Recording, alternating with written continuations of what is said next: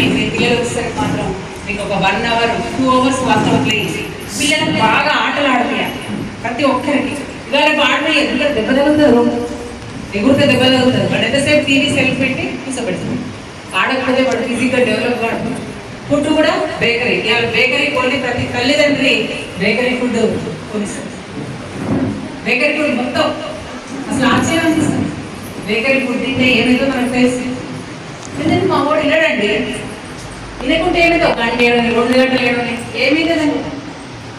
వాడు తిన్నదంతా కడుపులో పోయి ఆ ప్రేమలో కదుపుకొని వాడు ఆరోగ్యాన్ని క్షీణించలేడు. తల్లిదండ్రులుగా మనకు సహోదైన కాదు కదా.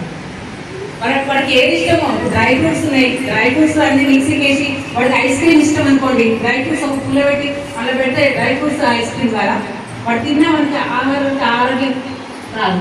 వాడికి పానీపూరి ఇష్టం, పానీపూరి హెల్తీ ఎలా చేయాలి యూట్యూబ్ కొట్టండి, హెల్తీ వీడియోస్ నెంబర్. ఒక తల్లిగా మన పిల్లల కోసం ప్రతి నిత్యం ఆలోచించాలి. వాడి హెల్త్ ముఖ్యంగా, వాడి ప్రవర్తన, వాడి క్యారెక్టర్ ఇవన్నీ డిజైన్ చేసేది తల్లి. కానీ ఎప్పుడు బిజీగా ఉంటుంది. సంపాదించాలి, మంచి కాలం జరగాలి, మంచి బట్టలు ఇవ్వాలి ఆలోచన. ఒక తల్లి మాత్రం 2 రకాల పాత్రలు పోషిస్తారు. కాబట్టి ప్రతి ఒక్కరూ పిల్లవాడిని ఎలా పెంచాలి అనేది అర్థం ఒక చిన్నది చెప్తాను. అది మీరు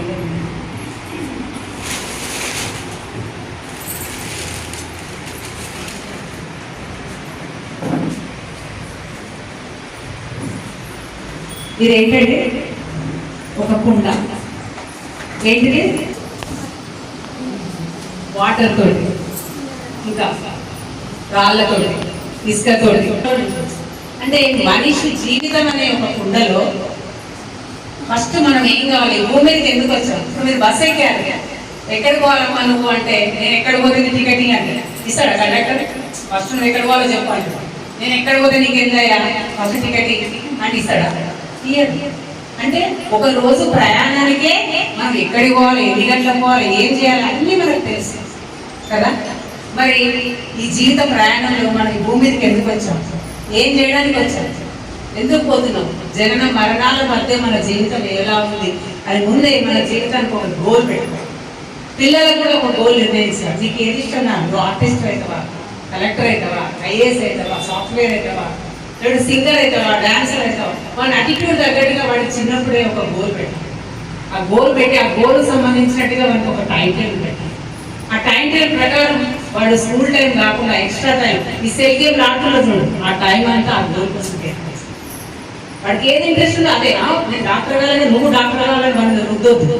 వాడి అటిట్యూడ్ తగ్గట్టుగా వాడికి డిజైన్ చేయాలి. ఫస్ట్ జీవితం అనే ఈ కుండలో ఫస్ట్ అన్ని రకాల ఇవన్నీ నిత్యకృత్యాలు, నీరు, కాళ్ళు, పొద్దులు వేస్తాం, బ్రష్ చేస్తాం, స్నానం చేస్తాం, ఇవన్నీ మన నిత్యకృత్యాలు. వాటన్నిటితో కుండలో నింపుకోండి. ఫస్టే మన జీవిత లక్ష్యం అనే పెద్దరాయి వేస్తే ఇవన్నీ నీరు, రాళ్ళు ఎన్ని వేసినా కానీ ఆటోమేటిక్గా ఇది సెట్ అవుతాయి. కానీ ఇవన్నీ ముందే నింపి జీవితమే లక్ష్యాన్ని తర్వాత వేస్తే ఆ నీళ్ళని ఏంటంటే ఫ్లో అయిపోయి.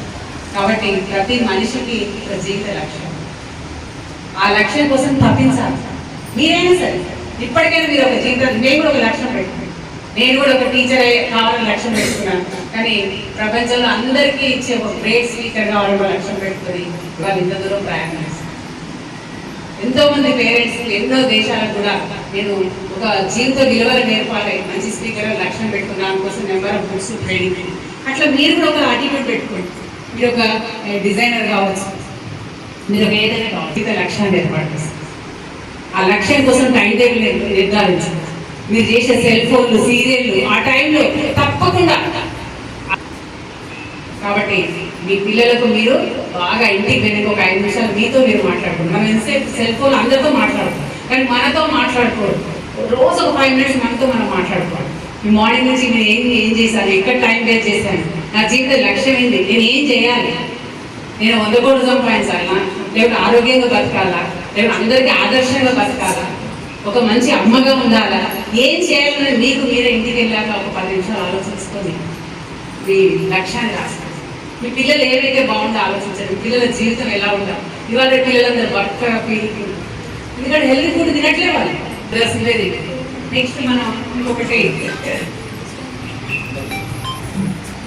ఇది జీవితంలో సప్తవర్ణాలు. By implementing 7 dimension to get a beautiful life.